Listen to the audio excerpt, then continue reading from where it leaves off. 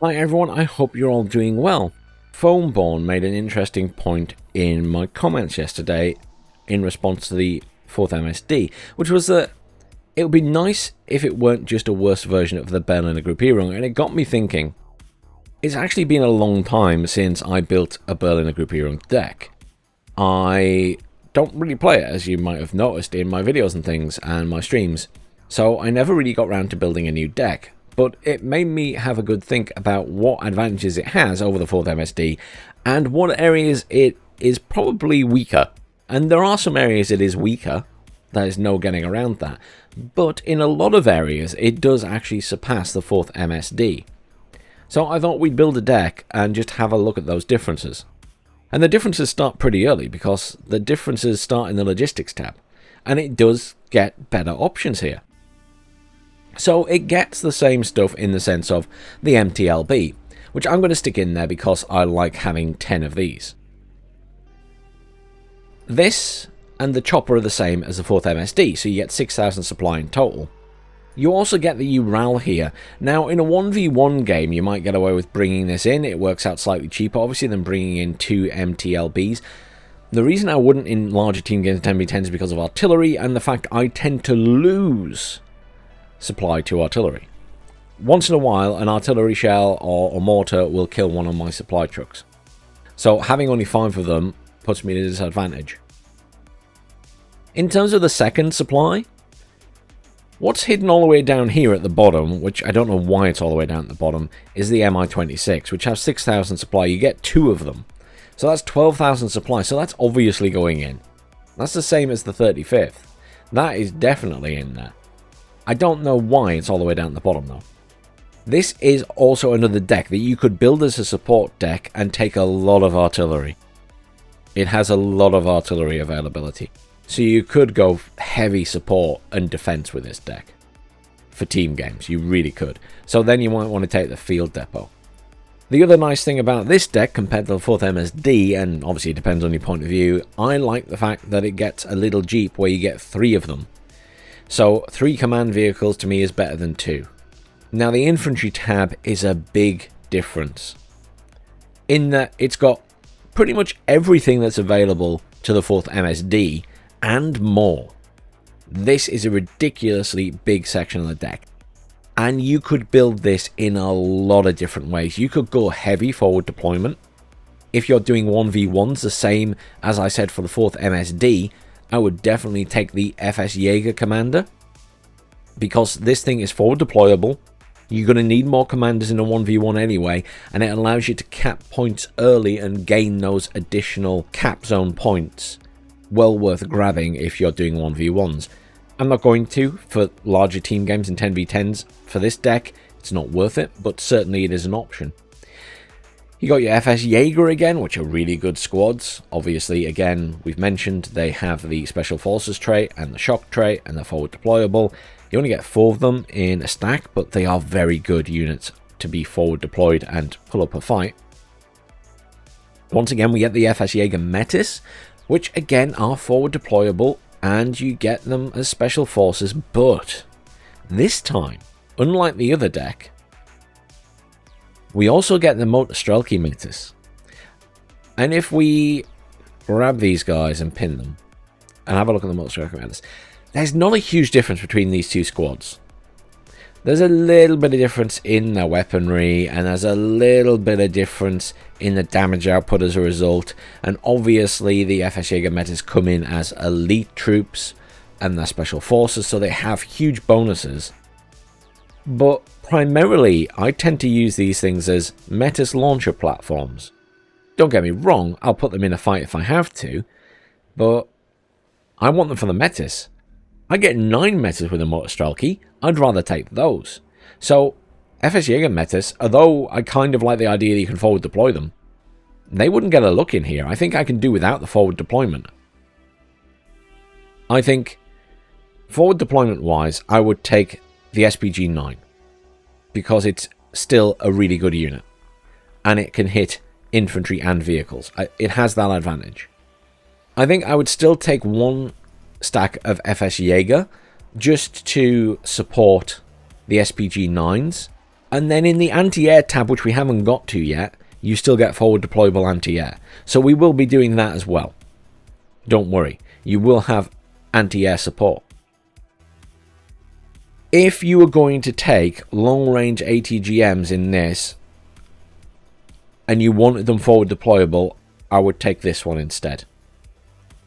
Because you still get 9 of them, and yes, the penetration isn't as good, but it should scare people away. The reality is, I'm not going to take it. If I'm going to take one, I'm still going to take the Conkers, because I want the penetration damage. Because there are other things in this deck that have missile capability and ATGM capability, so I'm not as worried about numbers as well. So 4 of them is fine if I was going to bring them in to sit in buildings. But we'll come back to that. What else do we want to take? So there's a lot of line infantry choices here, and there's a lot of close quarter infantry choices. You got the Sapri here, and the Sapri RPO.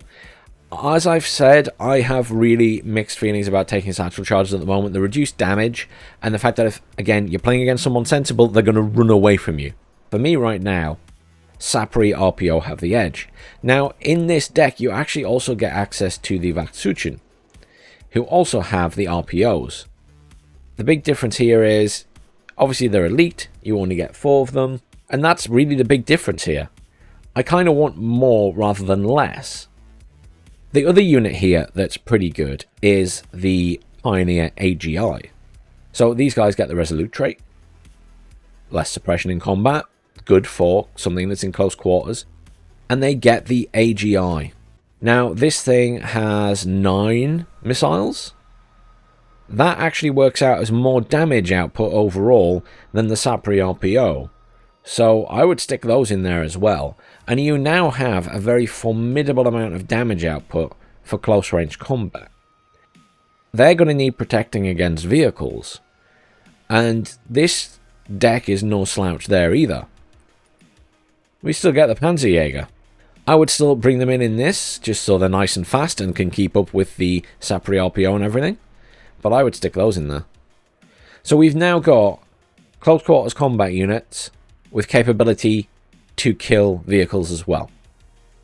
So we've got some really good fighters there. In terms of line infantry, we have a lot of choice for that as well. As I said, I think we take the Motostocky Metis, but I think they come in a Gaz, and we ignore the fact they're IFV. So, close quarters combat, killing vehicles, long range anti-vehicle. Well, medium to long range. What else do we want? We could probably have something that's better long range against infantry. We do have the choice of the 12.7mm here, which is obviously the better machine gun. But we still get the 30mm grenade launcher, which is probably still the better choice overall. You get slightly less of them, but they're the same price. Their range is the same. It's more about the damage output. The HE is better. So if you want to lock down an area, you've got the Metis and the 30mm grenade launcher. And if you want to lock down a forest area, you've got the Sapri, Pioneers and Panzerjäger. I think we're pretty covered there for locking an area down. Now we want line infantry to push. Now, if you've been watching any of the 1v1 tournament games and stuff, you'll have seen these guys pop up a lot, the Vopos. They are incredibly cheap. Like, incredibly cheap. They come in a silly little vehicle as well if you want, which has a couple of guns on it. These guys, so cheap, and you get 12 of them in a stack. They are close quarters combat because they have submachine guns. They do have an RPG as well, though, which is quite nice. You also have in here the KDA Suchin. Now, these guys, unfortunately, are, you know, broken effectively. They're reservists. They've got unsteady, so they take a lot more suppression. So if you take them, you kind of feel like you have to take some of the military police up here. So that's a challenging one. But they're a 14-man squad, so they just absorb hits. And I spoke to a Wooden Box about this, and he takes a stack of those because he feels they're useful for absorbing fire. But I think that's mainly in 1v1 decks, and I'm not sure how useful they're going to be. I'm kind of tempted to try them, and they too can come in a silly little vehicle. How you get 14 men in there is up for debate. It's going to be a squash, I'm sure. It will not be comfortable, but apparently they can all fit in there. I'm tempted. I'm going to stick them in and try them. That's what I'm going to do. I'm going to try them, and if they are horrendous and just run away immediately in every fight, then I won't bother. Because I really don't want to take another slot up with the military police. Right, now I want line infantry. The Vorpos are also very tempting, might I add. My choice is between the Vorpos and the KDA there. I'm going to try the KDA, but I might change to the Vorpos. But we'll see. We'll see. Otherwise, I want standard line infantry. Now we have the Motsuchin here, the same as we did in the 4th MSD. And we can take them in the SPW again. Now, they're not a bad unit at all. The Motsuchin BTR. We also have the Motstrelki here. The Motsuchin, though, you get 9 of them at Veteran. The Motstrelki, you get 9 of them only at Trained. The Motstrelki have a better RPG in that it's got more penetration, but the range is better on the Motsuchin one. And in terms of other weaponry, I mean, technically, the Motsuchin get an extra machine gun. I think for what's available here, probably the Motsuchin BTR are the better choice. So I would take 2 of those. But I think there are so many different ways you could build this infantry section. Artillery is another big tab here for the Berliner Gruppierung.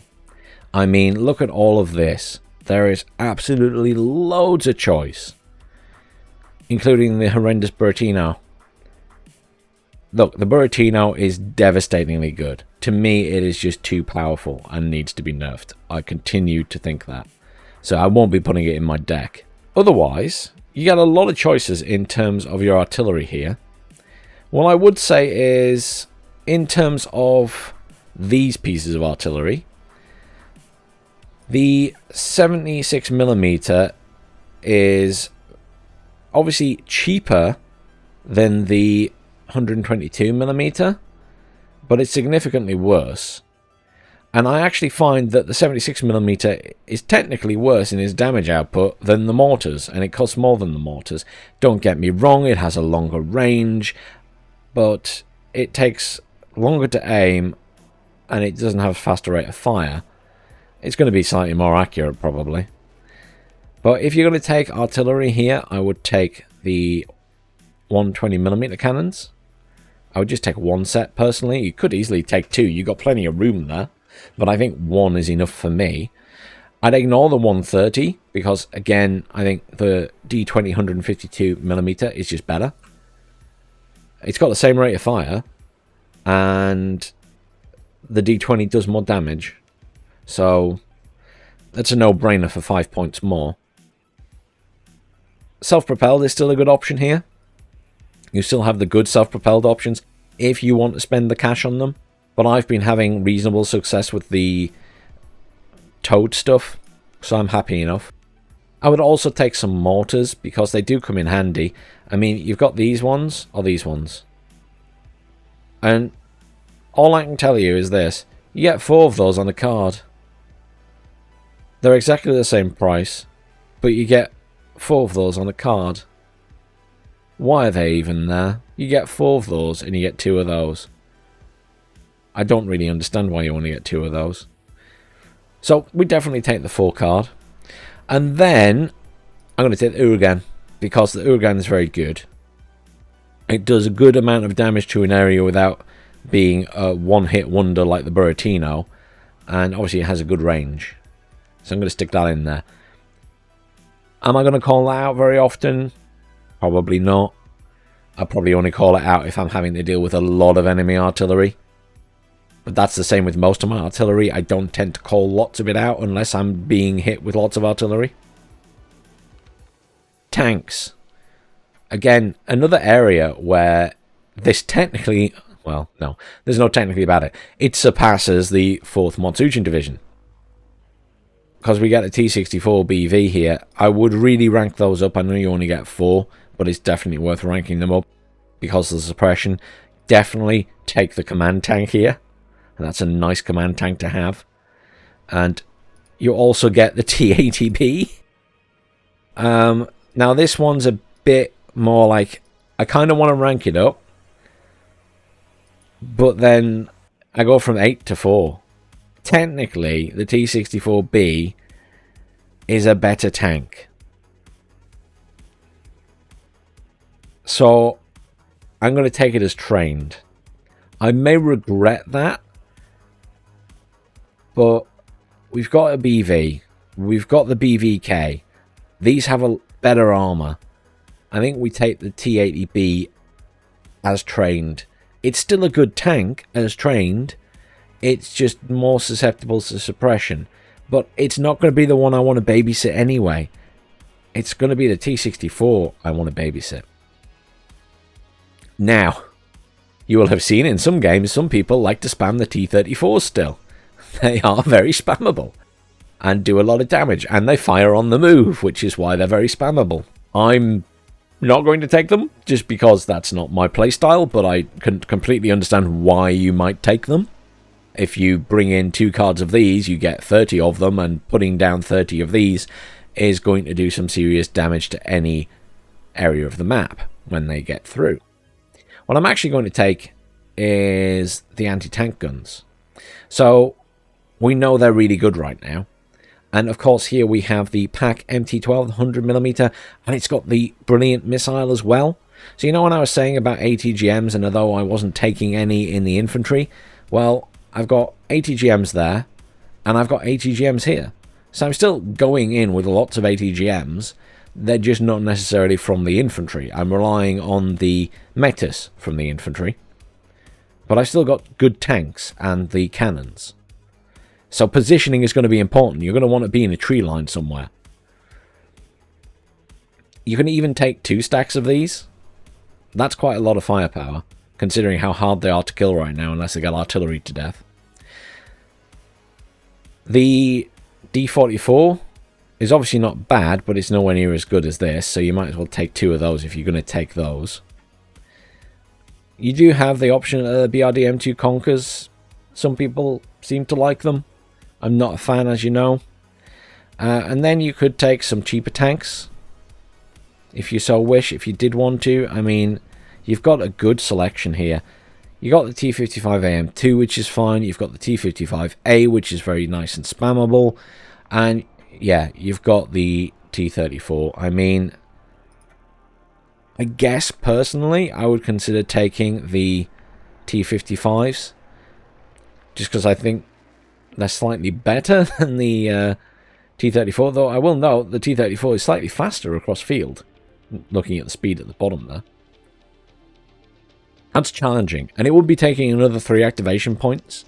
So on the basis, these are my big tanks that I'm very happy with, and these I'm pretty happy with to be my ATGM platforms.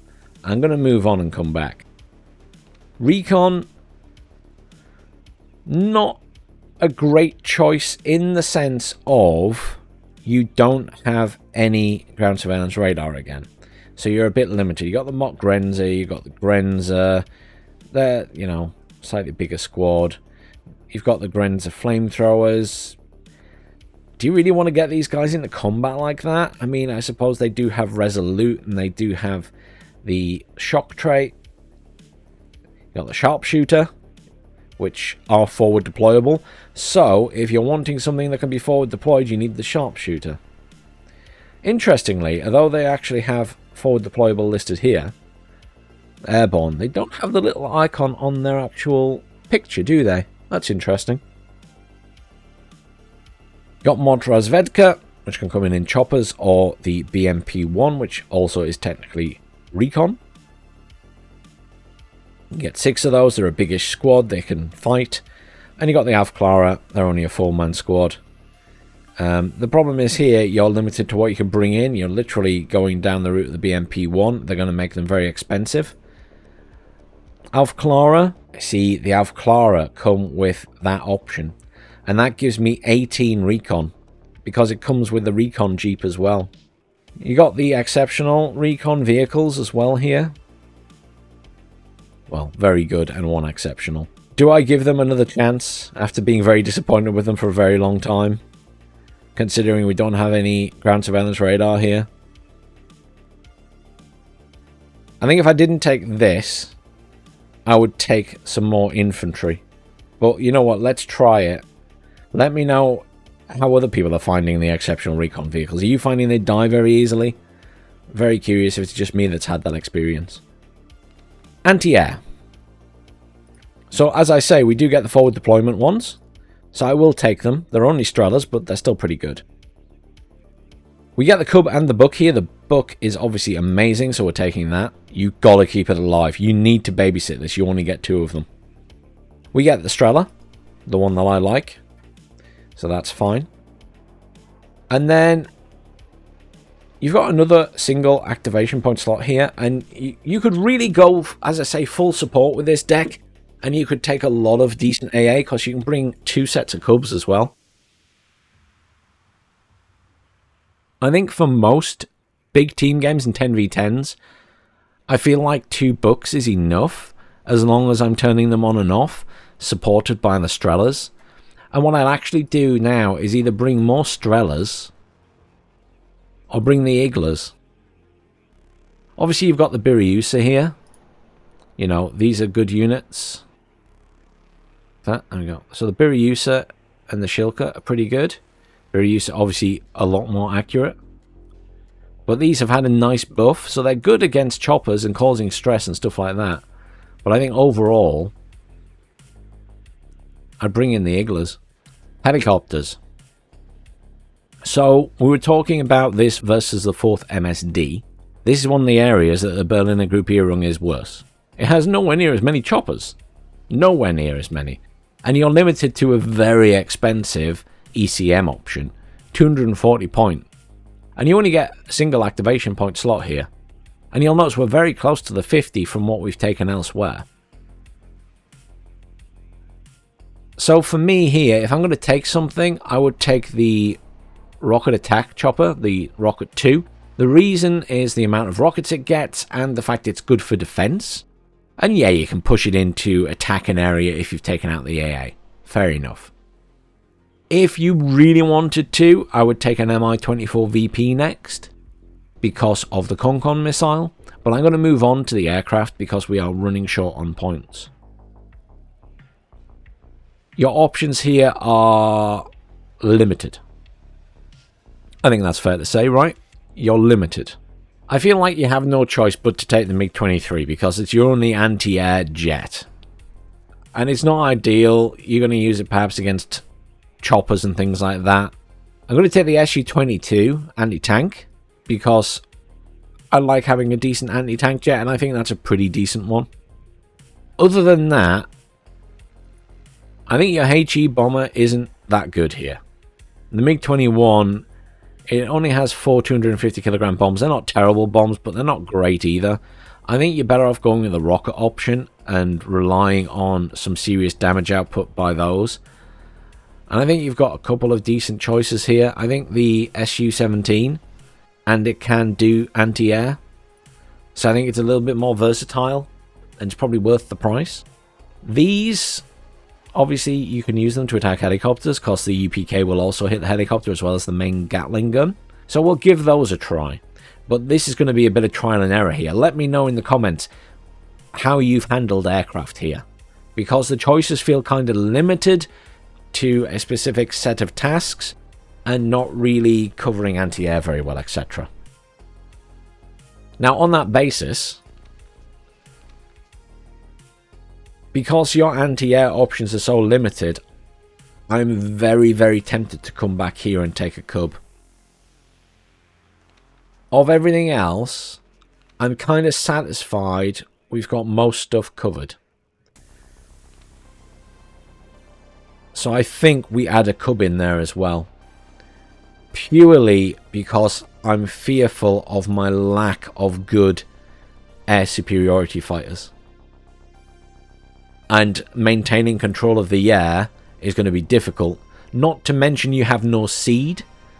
So even if you can control your side of the air by using anti-air, you're going to have difficulty operating in enemy territory with your bombers.